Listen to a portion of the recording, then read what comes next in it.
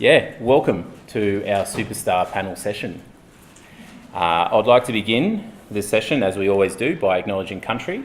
But before we do, I would just like to say a couple of words about why we do an acknowledgement, because I feel for many, the meaning is lost in why we begin these events, the way that we do. Acknowledging country is just one of the deeply rooted cultural traditions embedded in the ways of being for all Aboriginal people across mainland Australia. It's an ongoing expression of our personhood, of our existence and of our sovereignty. As Indigenous people of this land, you could say acknowledging country is akin to a legal requirement and an actively lived component of our governance structures. And so with that as our base, I would like to acknowledge the Ngunnawal people, who are not just the traditional custodians of this land, but I would say the rightful owners of this land. I'd like to acknowledge their ancestors, their elders and their young people. I'd like to also acknowledge their ongoing connection to these lands and waters, a place that so many of us are fortunate enough to call home. For those of you who don't know me, my name is Byami Williamson. I work at the Australian Indigenous Governance Institute. I'm a Ualio man from the Narran Lakes in the area now known as Northwest New South Wales and Southwest Queensland. I'd like to also acknowledge my mother, who comes from Cloncurry, and her mother, who comes from Normanton, up in the Gulf Country, up in northwest Queensland. It is my great pleasure to be the chair of this panel session titled The Future of Self-Governance and Self-Determination. For those of you who aren't yet aware, unfortunately Dr. Robert Joseph from Aotearoa is unable to join us today. We all know that our world never stops, and Rob has found himself in emergency negotiation meetings with the New Zealand Crown and his iwi back at home, so I'm sure that we will forgive him for attending to more important business than coming over and talking with us. But we are blessed to be joined by three amazing and eminent thinkers in governance, not just here in Australia, but around the world. Miss Dalee Dorough, who is an Associate Professor in the Department of Political Science at the University of Alaska. Dr. Elsa Grete Broderstadd, who is Professor in Indigenous Studies at the Arctic University of Norway. And our very own Michelle Deshong, CEO of the Australian Indigenous Governance Institute, which is based here on the ANU. I'd like to also take a moment to acknowledge the ANU and their efforts in bringing these esteemed international guests here to Canberra. For those of you who aren't aware, the last 2 days has seen the ANU host the First Nations Governance Forum, in which the delegates, international delegates and Australian delegates were asked to consider ways forward for promoting Indigenous self-determination and self-governance in Australia. Before we jump into the sessions, into the discussions from our panellists, I would like to just take a small moment to note something that is plainly obvious, but I think is worth pointing out. Not only is our panel all Indigenous, but they are all women. I feel the time is well overdue that Indigenous women are honoured for the contributions they make to our communities and our people. And I think it's fitting that this year's NAIDOC theme celebrates Indigenous women and the contribution they have had and continue to have in leading our communities and our families. I know my existence is due almost in every part to my mother, my grandmothers, my aunties, and all the women who have come before me. So the order of events for today, we're going to ask Dr. Elsa Broderstadd to kick things off. We'll then have Dalee Dorough speak, followed by Michelle Deshong, and then we'll have some Q&A after with our three panellists. So let's get into it. Please welcome Dr. Broderstadd.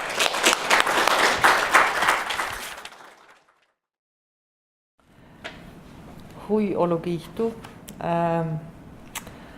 First, I want to acknowledge the traditional land of the Ngunnawal and the Ngambri people, and also pay my respect to the elders. And thanks to Michelle Deshawn, and also to the others at the Australian Indigenous Governance Institute for inviting me. I'm a Sami academic. And my Sami name is Scott Erna Elsa, which tells that I'm the daughter of Erna, who lives on the land between two rivers. I'm not going to repeat what I said at the forum. I'm just going to pick up on a couple of points.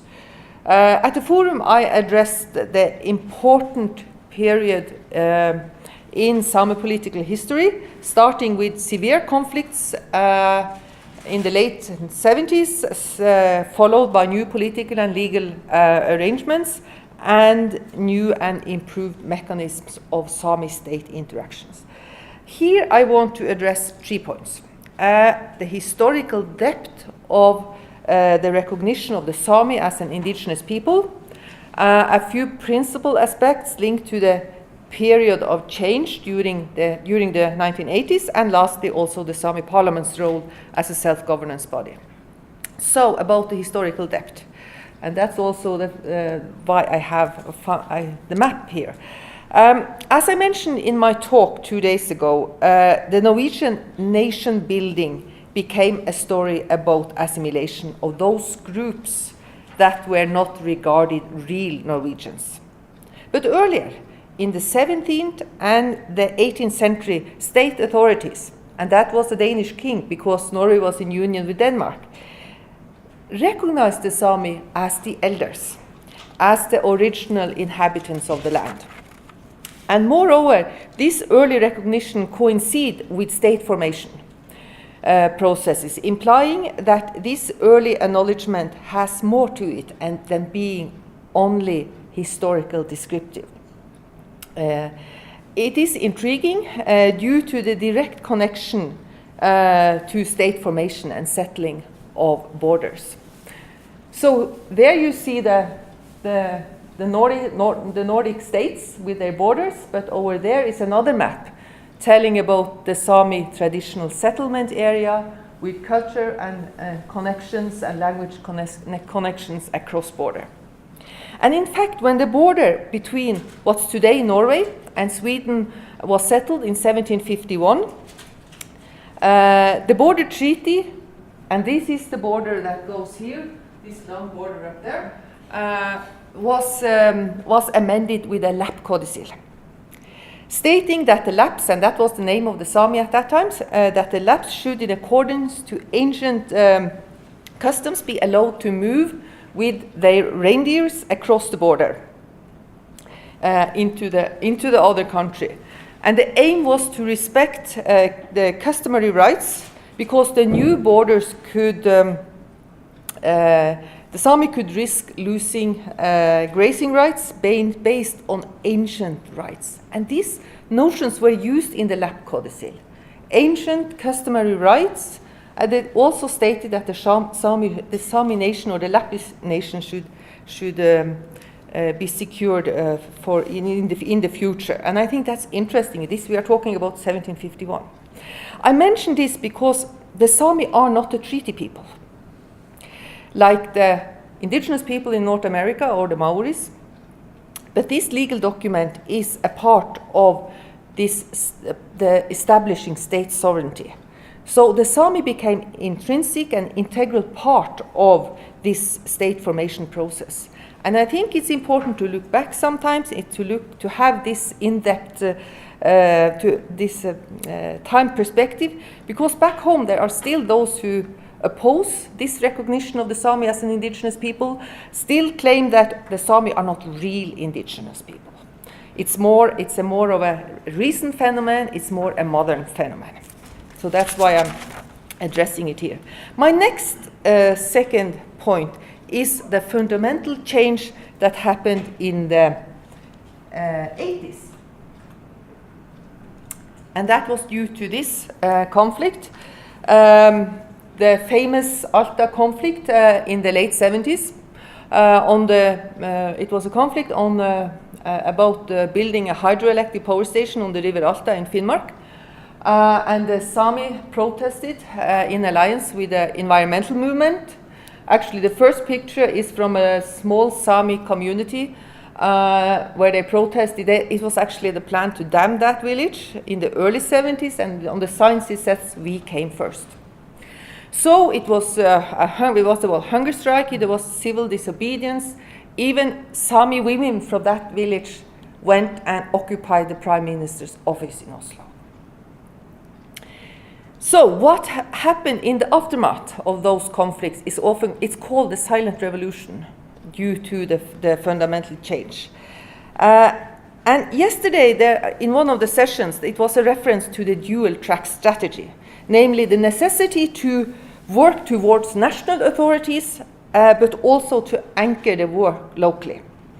And to a certain degree, I think that the Sami organizations did succeed to activate Sami communities, especially the youth. And at the same time knocking on the doors in Oslo and insisting on being heard. But it was not the case that all the Sami were in favor of this. Especially elderly people were critical. And they said things like, why bother with this Sami stuff when we have become equal with the Norwegians? And they were, of course, referring to the economic and the social conditions. And remember that these were people that were born in the late 19th, early 20th century, and they had experienced a different time. And this leads me to the question about representativity. Because this was a conflictual situation and a process in the wake of these conflicts. So one Sami organization were actually in favor of the authorities' policy at this time. They didn't want any change. They were really opposing the idea about a directly elected Sami Parliament. And it was used, authorities also used this against those organizations, those I call the Sami movement, and said, who are you representing? So that is also why it was, this question about representativity was prioritized in 1980 when the Sami Rights Committee was established. They prioritized to look into the question about the political institution that could represent the Sami, and this was in agreement with the Sami organizations. They could have prioritized land issues, but they didn't. They prioritized the question about the political body. So the Sami movement applied many pathways, and I have heard during the forum about different pathways and the need to apply these. So one thing was the involvement in the Sami Rights Committee, and the Sami organizations were represented there. They were also lobbying. They were lobbying in Oslo, in the government, in the ministries, and I mean the force of argument became decisive. Of course, it was also, the authorities also realized that they had to find a better way to deal with the Sami. So it was also strategic reasons why the government and also the national parliament was positive to this change, but it was also an issue about good arguments brought to the table. In addition, the Sami worked through international fora, and that became crucial. They were active in preparing the new ILO convention, ILO 169, on the rights of indigenous people and tribal peoples. And they used this strategy, shame and blame. And it worked. It worked because Norway is a small country and we care about what other thinks about us. So it worked. And I've learned also here that that's not the case here. So there was a question the other day from Les Melser about whether the state had re-examined themselves. And I didn't have a chance to comment on that, but I'll do it now, because in Norway in the 1980s there was a nationwide process. And when the National Parliament debated the Sami Act in 87 and the constitutional amendment in 88, it became a kind of re-examination. It was a principal debate dealing with the history, with the obligation upon the state, and the politicians were confronted with their policy. So that debate didn't happen in Sweden, nor neither in Finland. And at this stage, international law was not what it is today. It was no UNDRIP. It was no reading of Article 1 in the Human Rights Convention and the right to self-determination as we understand it today. But the prevailing international law at that time was used for what it was worth. So Article 27 was the core instrument at that time. Okay, so to my last point about the Sami Parliament.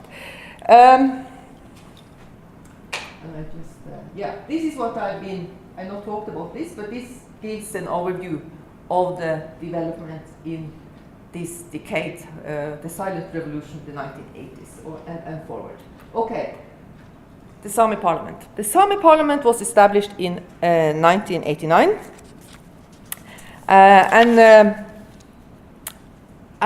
it can be seen as a recognition of the Samis as a people and an indigenous people, and also a way to counteract assimilation. The work of the Sami Parliament,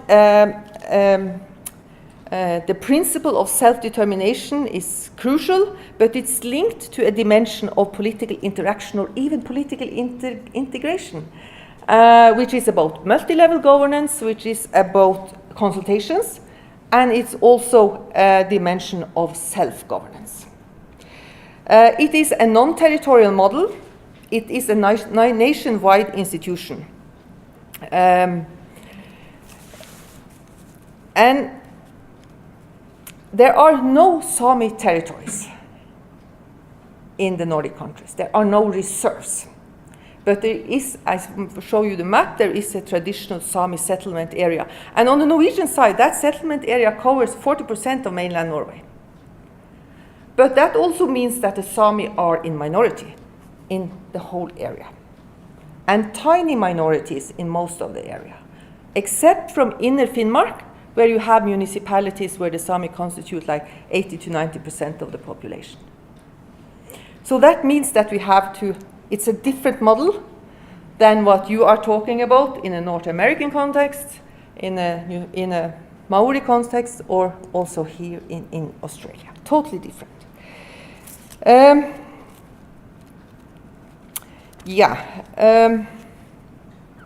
The political legitimacy of the Sami Parliament is derived from elections. The Sami Parliament is directly elected by Sami who have registered into an electoral role based on criteria of self-identification and also Sami language. And we can return to that if you're interested.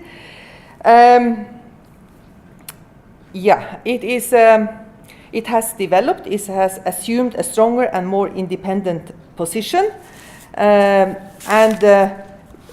it has also the main mechanism of cooperation between the Sami Parliament and the national authorities are consultations. And consultations has developed over years. So, and consultations and this principle about consultation is based on ILO 169. So we really rely on ILO 169. That's like the foundation for Sami politics in Norway.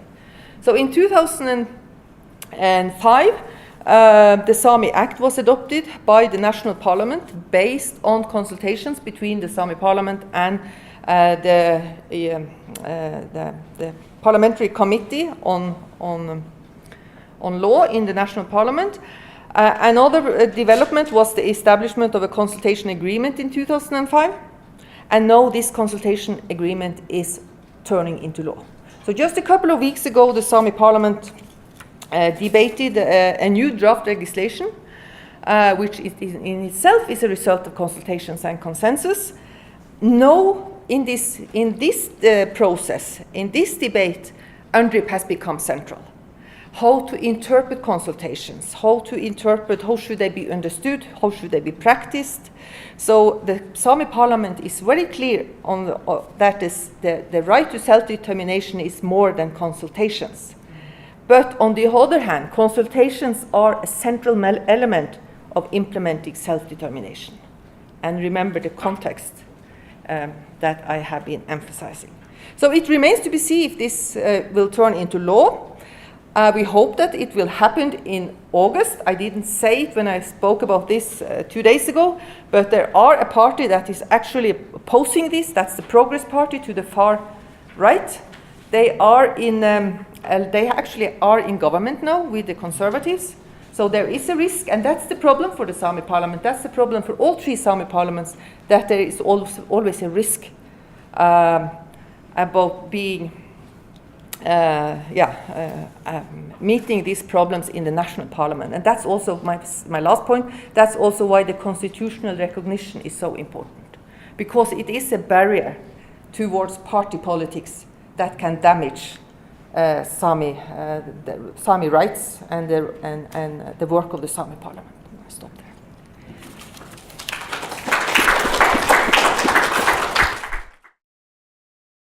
All right. Pianasuak, Dalee Sambo Miata Kakpunga Ama Alaskamiu. I'd like to also, as has been described, acknowledge the traditional owners of this unceded territory and all of their members. I know there's this, what I've heard, the refrain and the reference to elders, and I appreciated the reference not only to elders but the youth and all others. So thank you as well for the opportunity to share some quick remarks about the situation generally in the United States, but maybe I can, is this okay? Yeah, okay. And you're recording, is that why it's necessary here? Okay, okay. The situation in the United States, and specifically, I'll try to then skip directly to issues confronting Alaska Native people, but then also very quickly highlight the comprehensive land claims agreements in the Canadian Arctic. For those that may not know, Inuit are Indigenous peoples that span the territories of 4 different now recognized nation states. Our people occupy the Russian Far East, Alaska, Canada, and Greenland. So I was invited to the forum to talk about the situation in the United States, but as an Inuk woman, I thought it would be highly useful for people to have some insights as to how the land claims agreements in the Canadian Arctic have emerged, because they are quite significant. So I'm going to actually speed through several of these slides that are not really relevant to those 2 primary topics. I think that this information, everybody knows that Indigenous peoples had highly sophisticated measures for social control and social order, important values, customs, practices, and institutions, as well as a protocol for their own social order. It's also important to underscore the inherent right to self-determination, the inherent right to sovereignty as Indigenous peoples. And I should provide a bit of context. I participated on behalf of my people, the Inuit, in the drafting of the UN Declaration on the Rights of Indigenous Peoples from 1984 until it was finally adopted by the UN General Assembly in 2007. So I put a bit of energy into that work. I was also involved in the 2-year revision process of ILO Convention number 169 that Elsa has made reference to. We all know this shared history of Indigenous peoples, and that was one of the themes that arose in the 2-day forum, that there is a shared history of colonization. I just wanted to point out, for purposes of this discussion and those interested in self-government and self-determination, the Marshall trilogy of cases that has, in my opinion, infected especially those Commonwealth countries where we're presently grappling with the issues about sovereignty and self-determination. This series of cases has had extraordinary influence in terms of doctrines of federal Indian law that have been exported to Australia, to Canada, New Zealand, and elsewhere. The impacts of colonization, and these are, I take this slide in particular from the Inuit Canada. They put together their own data and information about the socioeconomic conditions and really, in a nutshell, the impacts of colonization.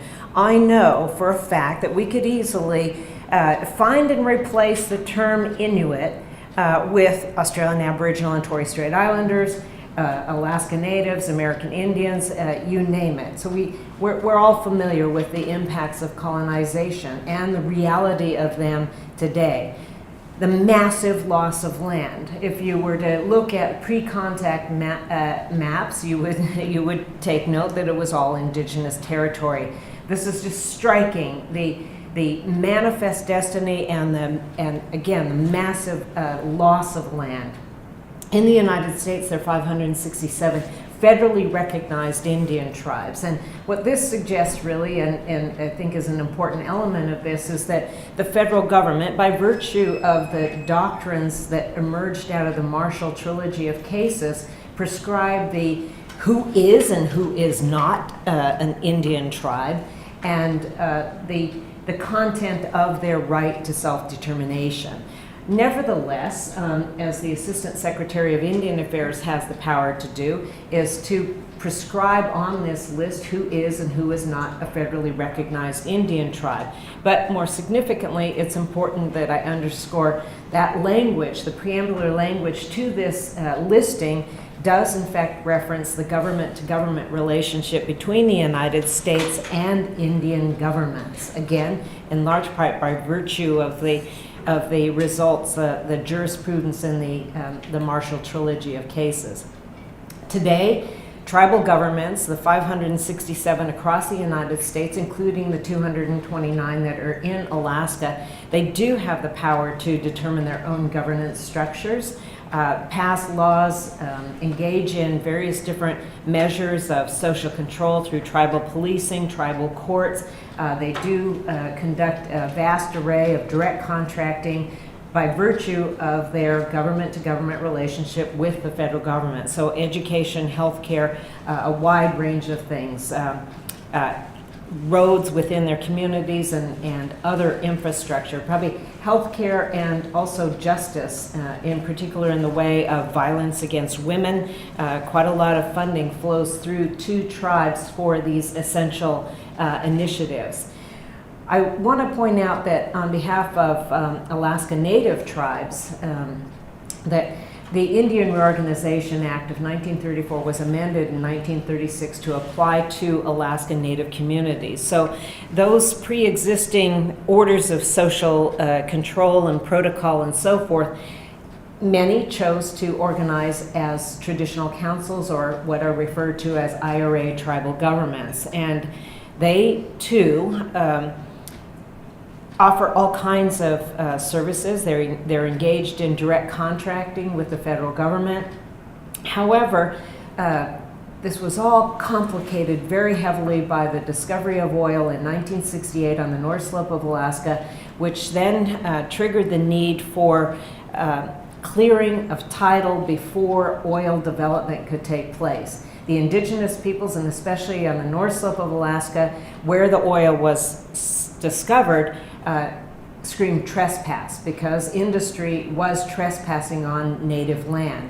And the industry, the state of Alaska, and the federal government recognized that if in fact we were brought into court, we would lose, and we would lose big time solely on the basis of Aboriginal right and title to territory. And in the end of the day, it was a unilateral act of Congress that created the Alaska Native Claims Settlement Act of 1971, signed into law by President Nixon. And this has created a perennial set of problems for Alaska Native people. The terms of the Alaska Native Claims Settlement Act did not address the right to self-determination. It was solely focused upon land and the driven forces of industry and other, especially extractive industries, to ensure that they could always access the resources. They created a corporate structure. So the traditional councils and the tribal governments that were founded on the basis of the Federal Indian Reorganization Act were essentially left out. And this so-called Settlement Act really created a wedge between the people and the land. And the corporate structures that were created have had mixed results. Nevertheless, the tribal governments continue to this day. I didn't have a chance to talk about the initiatives. So, for example, many are moving toward taking full control over food security. Food sovereignty is emerging pretty dramatically in the way of, for example, the Kuskokwim Intertribal Fish Commission, where the tribal governments along this entire watershed have linked arms to ensure that the keystone resource of salmon is protected in their favor. The organization that I work closely with, the Inuit Circumpolar Council, is engaged in a project throughout Alaska and with our relations in Canada on food sovereignty and self-government. I was going to describe some of the examples of the direct contracting between tribal entities in Alaska and the federal government. We have a state-of-the-art healthcare facility based in South Central Alaska in Anchorage that has in excess of $100 million a year budget, and it is a main employer of Alaska Native people, but another example of direct contracting between tribal governments or tribal entities and the federal government. Quickly, I just want to address the 4 comprehensive land claims agreements that have emerged starting from 1975 up until 2005, essentially covering the entire Arctic area and Arctic region of Canada. The Inuvialuit Final Settlement Agreement, also Nunavut. Many of you may have heard of Nunavut, which unfortunately is only a public government. It is not an indigenous specific government, consistent with, as Elsa pointed out, the UN Declaration on the Rights of Indigenous Peoples in Article 3, which affirms the right of indigenous peoples to self-determination. Again, it's a public government. Though Inuit are a majority of the people there, and essentially many others, no one else really wants to live there, which is great, in my opinion. But the other more significant land claim agreement is the Labrador Inuit Land Claims Agreement of 2005, and it's my view that these developments took place in relation to the international human rights developments that resulted in the UN Declaration on the Rights of Indigenous Peoples. So by the time the Labrador Inuit in Canada managed to finalize the negotiation, they insisted on the right of self-determination and self-government be a central and key feature, not a corporate structure like ANCSA in Alaska.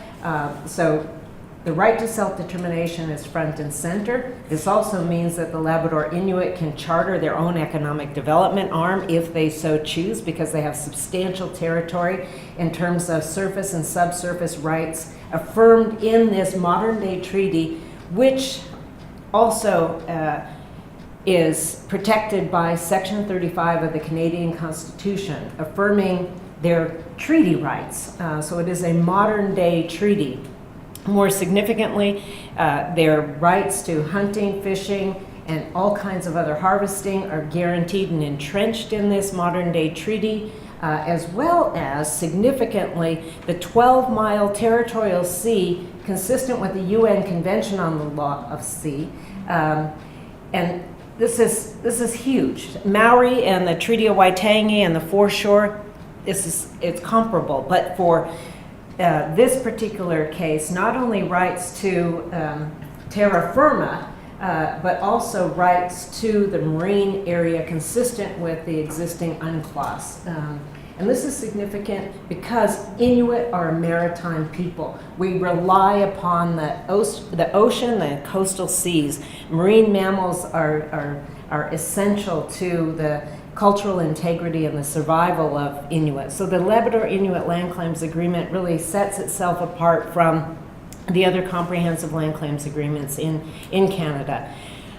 So you have the negotiated settlements, and procedurally this is really significant in terms of the adoption of an agreement in principle between the parties, the Crown and the Inuit, and however long it takes to negotiate the agreement. In some cases, some of these agreements took over 25 years to negotiate. That's okay, as long as the parties, in the end of the day, understand what's on the table, and once there is agreement about what's on the table, a referendum which is one of the best and most genuine expressions of free, prior, and informed consent as affirmed in the UN Declaration on the Rights of Indigenous Peoples. So you have the substantive and the procedural aspects of these comprehensive land claims agreements, but in addition to that, constitutional protection, and also in the case of the Trudeau administration, it's important to say that we're not making this stuff up. That the Australian government should know that other governments have this stuff on the table in black and white. So the Trudeau administration entered into an Inuit Crown Partnership Agreement in February 2017. This now means that there's a constant dialogue between Justin Trudeau, his ministers, and the leadership of the Inuit across the Canadian Arctic. And 2 weeks ago, they held their most recent Inuit Crown Partnership dialogue, where they established the priorities that they should both, hand in hand, in partnership, address. Suicide at a crisis level, loss of language at crisis level. And they, in this meeting that was held 2 weeks ago, they agreed that they would undertake initiatives to ensure that they dealt with those as priority issues. Obviously, problems persist. There are issues, especially in Alaska, with regard to this notion of plenary power that emerged in this Marshall trilogy of cases, the bureaucracy of the federal government. You guys are all well aware of it. But the main point with this slide is that Indigenous peoples, no matter where they are, I would contend, and it is safe to say, we are the most regulated people on earth. You go to the federal building in downtown Anchorage, Alaska, 80% of the people inside that building are there because we exist.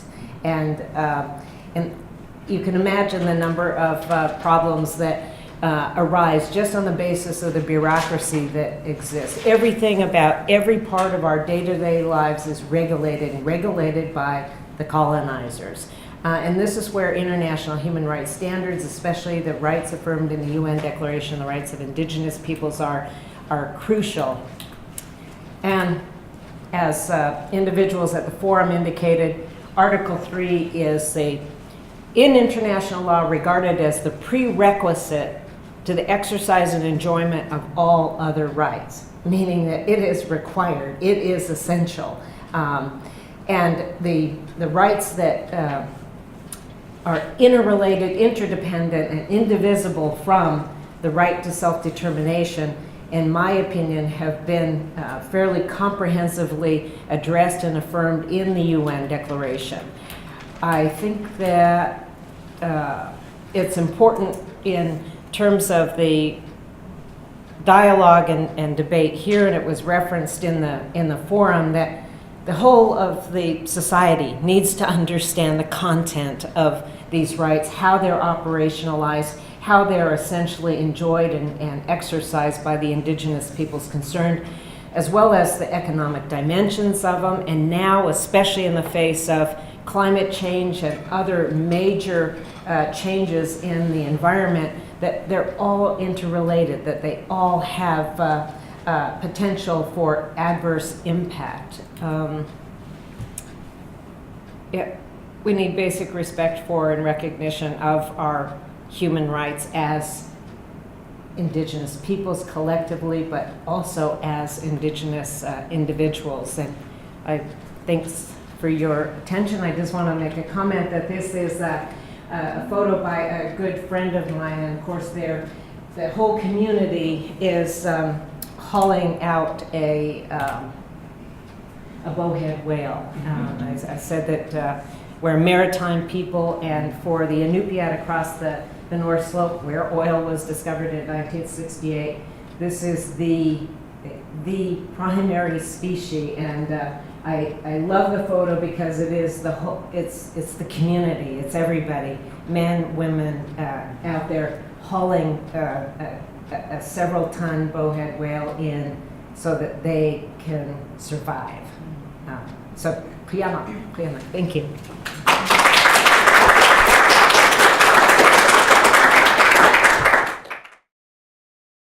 Thank you very much, and welcome everybody. Thank you for coming along to this session. For those who don't know me, my name's Michelle Deshong. I'm the CEO of the Australian Indigenous Governance Institute, and really excited about the opportunity to hear from both Elsa and Dalee about some of those experiences. We've made a couple of references, of course, to the forum over the last few days, and somebody said there's forum fatigue going around Canberra at the moment, but I'm really pleased that people still have the energy and the enthusiasm to hear from these perspectives, because it's a really important space and a conversation that I think we have to continue to have in Australia. So, of course, as is our custom, I'm a Cook-Yalnji woman, but I would like to acknowledge the traditional owners of this land, the Ngunnawal and Ngambri people, and particularly pay my respects to their elders, past and present. But also what I want to do is acknowledge the warriors, the champions, the trailblazers, and I often say those women who led the road so that 3 Indigenous women from across the world could stand up here and have this conversation. I also think it's really important to harness the ideas and the concepts about the bravery through the ages, because as we've seen from the stories of our 2 colleagues before me, there are times when we are tested politically, socially, mentally, physically, and I think that one of the things that we have to recognise is that there's a level of passion and commitment that continues to drive the advancement of Indigenous people globally, and we should never lose sight of that. So I was at the World Congress on Public Health last year and gave a presentation. And just as Boyami said at the start of this conversation, we talked about this process of acknowledgement, of welcome to country. And I said when I gave that presentation at the forum, actually the practice of welcome to country, or the acknowledgement of country, is one of the most ancient practices of governance. Our societies would not have existed had we have not had a way of acknowledging the protocols and the responsibilities of each other, and also in acknowledging the fact that our decision makers, our elders, hold a certain esteem, a certain authority in terms of what we do. So it's with that backing that I've taken the approach, not so much to delve into the historical elements of Australia's Indigenous people, but to think about where to from here. Because we went through the forum in having discussions and hearing from our international colleagues about the things that have worked, about some of the critical challenges, the places of protest and activism, the successes, the way that governments take those successes away, they build them back up, take them away. But more importantly, about the strategies and what we learn from that in order to inform our position in Australia. And again, to just kind of reframe that, what we also are very used to hearing is the deficit conversation about the things that are wrong, about, I think your comment about the overregulation of Indigenous peoples is a shared story that we cannot move away from. But in saying that, in Australia, Indigenous governance models have existed since time immemorial, continue to exist, continue to be celebrated, and that's because we have the strengths, the capacity, and that compassion to address our own sovereignty in different ways.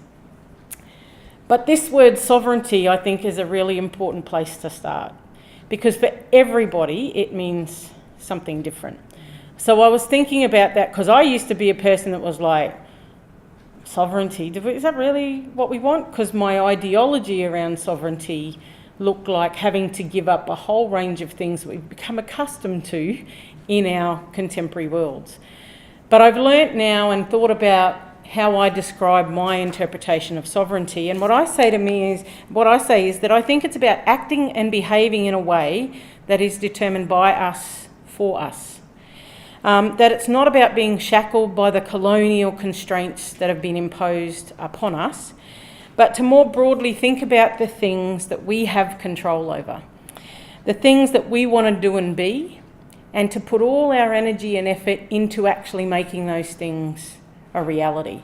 And sometimes that in itself can be some of the hardest part of the conversation, because we do need to address our own position of power, or our perception of that power, our own capacity, but also a great deal of work has to go into decolonising our thinking, that we have been led down a path of thinking is the only way.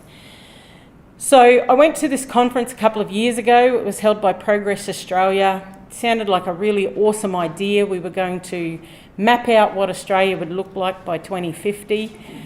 There was a couple of hundred people in the room, and there were 4 people of colour. Myself and a couple of colleagues had worked with them in the lead up to this particular conference, and we were assured that the voices of Indigenous people were going to be well represented.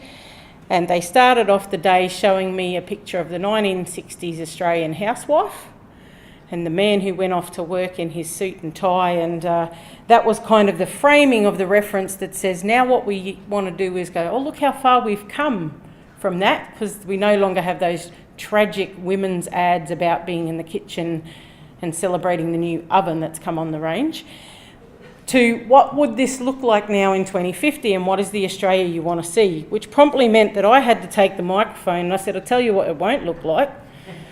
I was a bit like this room, really. It won't look like this room much. And they were like, what do you mean? And I said, well, I think it's remiss of you to think you could have a conversation about the future of Australia without actually having Aboriginal and Torres Strait Islander people in this space. And I said that because I believe over the next 20 years, you will see Aboriginal and Torres Strait Islander people assert their rights, legally, politically, socially, and economically, in a way that cannot be denied. Absolutely cannot be denied. We will no longer be the invisible peoples of a community that will be the add-ons to the things that we do. And I think that that's really important, because it also requires us as Aboriginal and Torres Strait Islander people to rethink where we are. So we will continue to push those rights and those agendas and make advancements, but we also have to have the ability to back ourselves into that space as well. So I was thinking the other day around, one of the particular conversations that comes up a lot is, where are our Indigenous knowledges in this space? How do we decolonise and then put at the forefront of our business our ways of being, knowing and doing? And again, not to reciprocate the models of the colonisers or what we think are the ways to do business, but actually to get back to some of our fundamental thinking and ideas around what is Indigenous governance, what are our principles of engagement, why do we have the protocols that we have as Indigenous peoples. And I thought what was really interesting, certainly one of the messages that came out of the last few days, and I think it does every time Indigenous people get in the room, is that our shared histories are valid. Our shared histories are very important. Our shared histories are often very sad. But what we can do is recognise that through that shared history, there have also been some collective movements and agents in this space that have enabled us to move beyond that as being our rhetoric. That our story as Indigenous peoples is not one of poverty and disadvantage. Our story is about celebrating those successes, but reminding ourselves about how we need to harness that to continue to go forward. And Matthias, another Nordic representative at the forum recently, said something that I thought was really important, because the other thing that was the undertone of the last few days is, how do we continue to progress constitutional reform? The Uluru Statement came up many times, and it caused a lot of division and debate and discussion within the room. But what Matthias said was, actually the constitutional recognition thing came much later. The important part was the small wins along the way.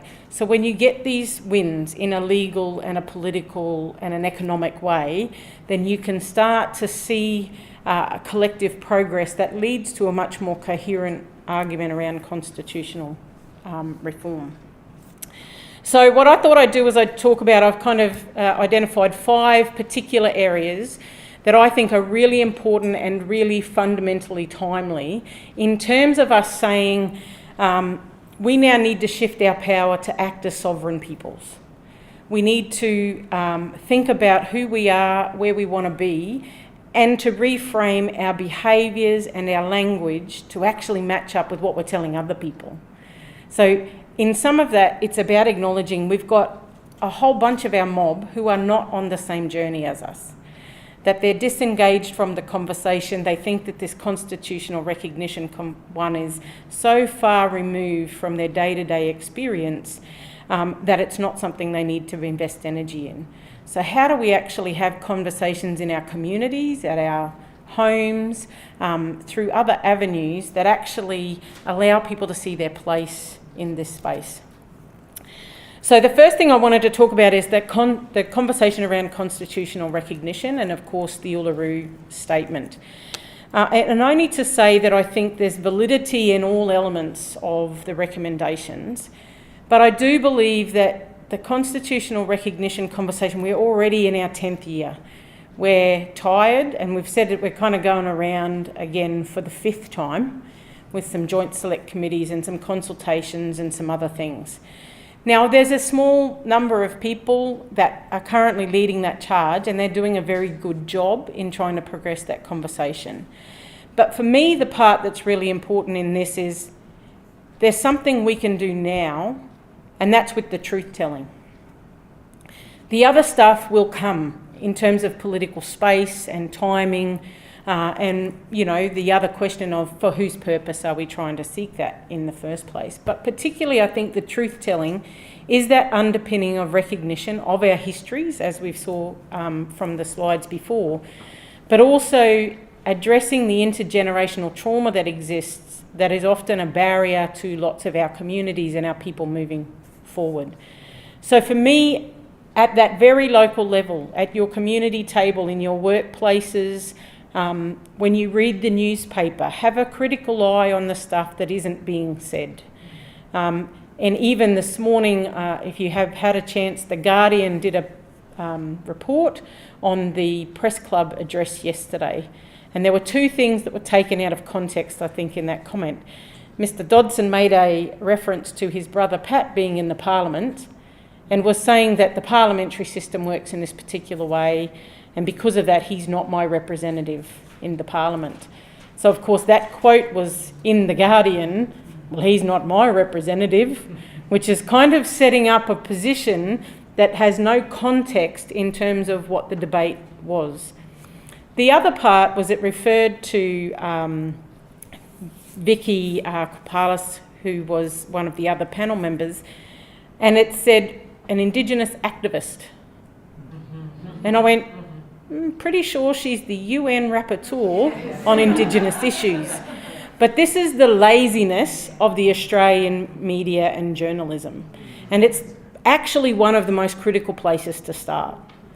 To not allow that laziness to permeate through the rest of Australia, to create sensationalism, to suggest that the Uluru Statement talks about a 3rd chamber of Parliament was never actually the intent of that. But the lazy journalism in this country actually informs that really poor position.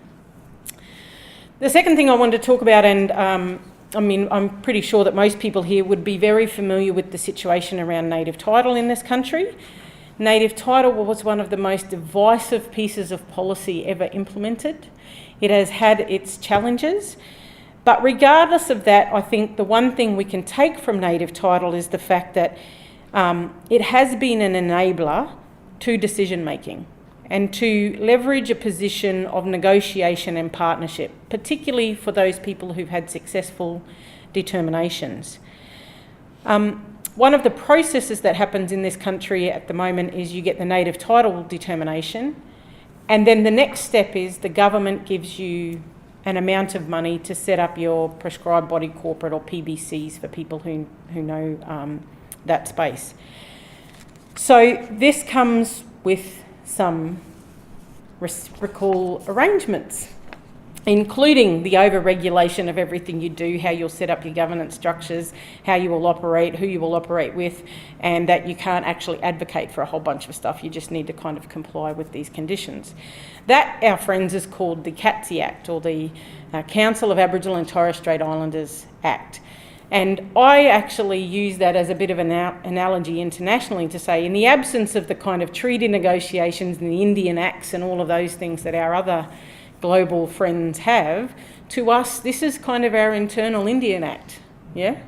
This is the over-regulating body of Indigenous peoples and our organisations. It's saying that your governance structure has to fit within these parameters. The rules of your organisation will be this. So I think about, when I'm trying to have a conversation with people about Indigenous governance and what does that look like, it's one of the examples I use a lot. And I say, what if you took your native title determination, but you didn't take the money from government for your governing structure? How much different does it look? And how much more freedom does that give you to exercise your sovereign right as a nation to embed your cultural practices and protocols in the way you do your business? So I think that that's one of the things that we will start to see happen more and more as organisations go through this early journey of setting up and establishing, and starting to now think beyond the parameters of that incorporation and saying, actually, what does this look like for us? Because the issue for us now is there are going to be very few new native title claims. We've almost exhausted that. So now there's this period of settlement, the period of how do we get into our groove, the way we do business. And importantly, the other thing that I think goes alongside that is the conversations around treaty. And for most of us, we know what's happening in some of the states across Australia about beginning those treaty conversations. And so for me, the opportunity in this space around self-determination and governance is to say, how do we actually negotiate some treaties with each other? Because that's a really powerful place to start. And it's one of the things that we did anyway. We didn't need a written treaty or a constitution that told us the rules of that, because our culture determined that for us. Our innate understanding of who we are and our neighbours and our relationships formed our governance. And so in a lot of ways, it's actually just going back to reenacting some of that space. But that's the kind of stuff that I think we can do right now. The second one is picking up on that over-regulation of our peoples. I wanted to particularly hone in on the over-regulation of our governance models, and I've used the example just a few minutes ago. But one of the things that's really interesting, and I guess it picks up again from that press club address in terms of the conversation about, we didn't dismantle the Parliament when people messed up on Section 44 of the Constitution, or when we had some people who misbehaved. We didn't dismantle that institution. But for Aboriginal and Torres Strait Islander people, the minute something appeared to be inconsistent, wrong, or unworkable or untenable, the dismantling of our institutions was almost immediate. And so what has happened as a result of that, because a lot of people talk about ATSIC in the deficit all the time as well, but ATSIC was a really phenomenal, progressive, opportunistic space in the early 1990s in this country. And I think we should remind ourselves and celebrate that.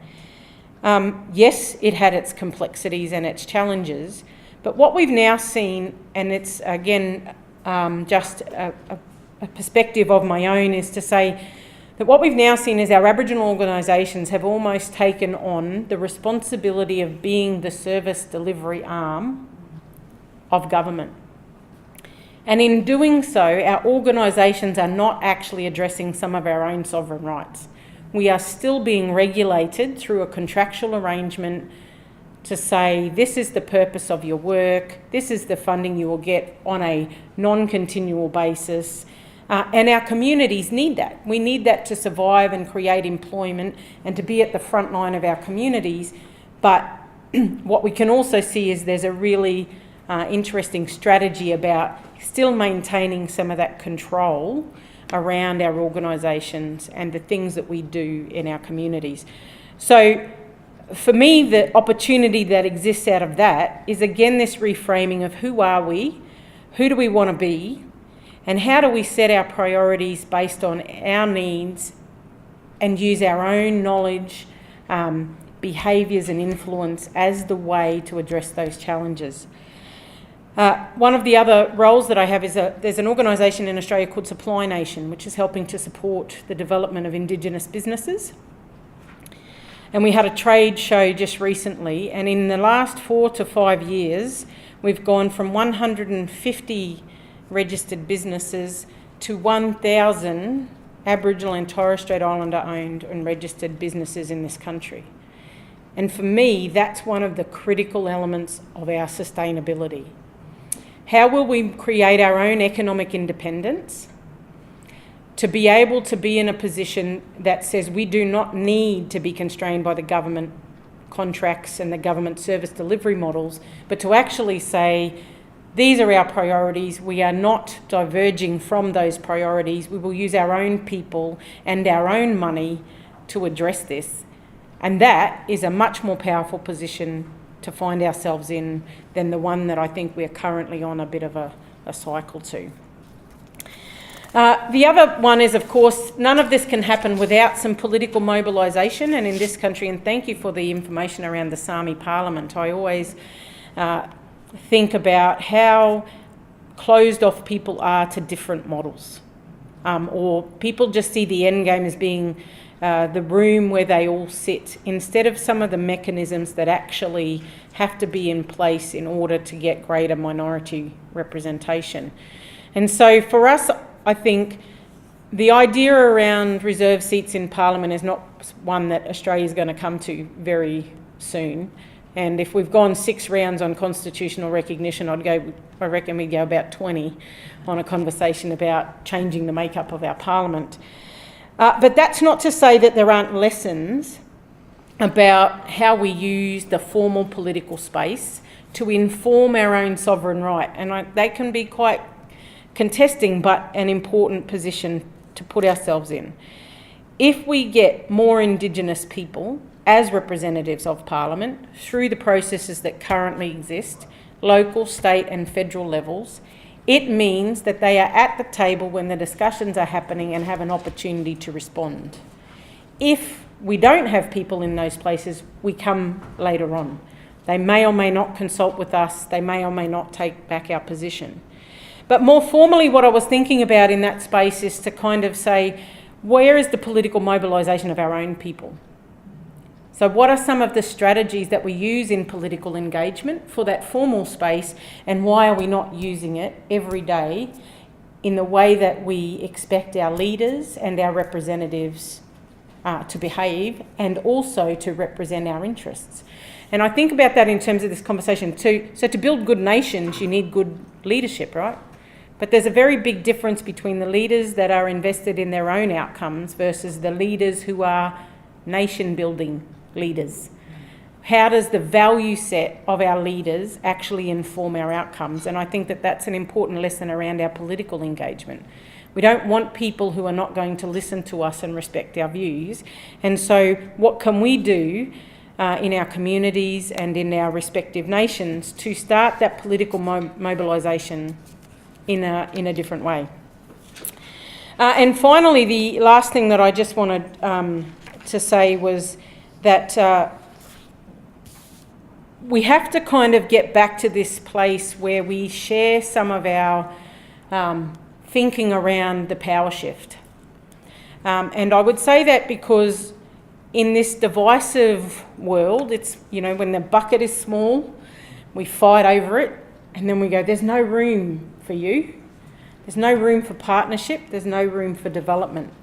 And yet I think that that's one of the things that can be the most powerful thing. And we've seen it happen in a few places at the moment, but come together on common issues, come together on geographical challenges, come together on some of our social challenges. We have one of our other groups that we're working with is the 10 Deserts community that has come together to represent the interests of all the 10 desert communities, which takes up almost a third of the Australian continent.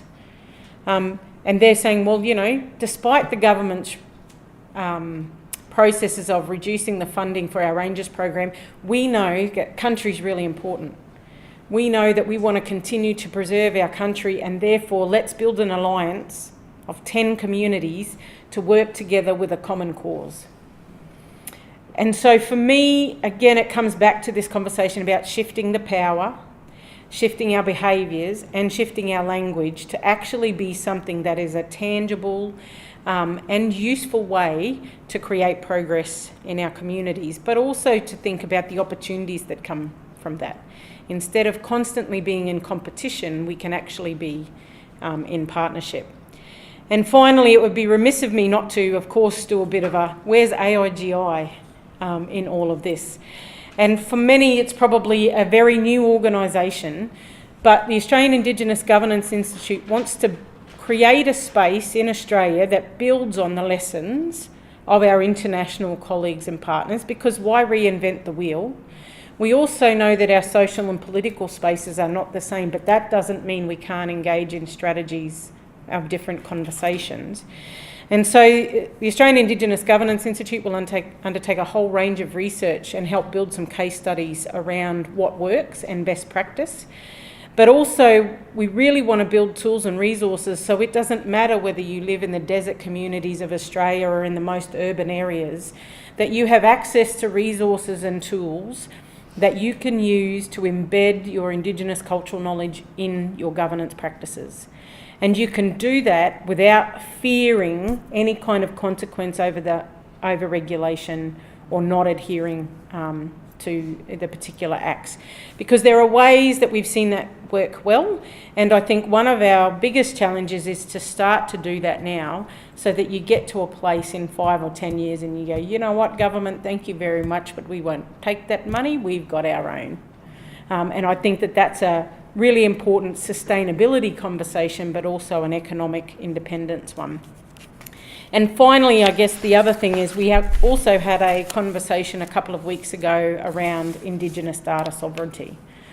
And again, this is one of those really important pieces that says data is collected about Indigenous peoples. We're the most researched peoples in the world.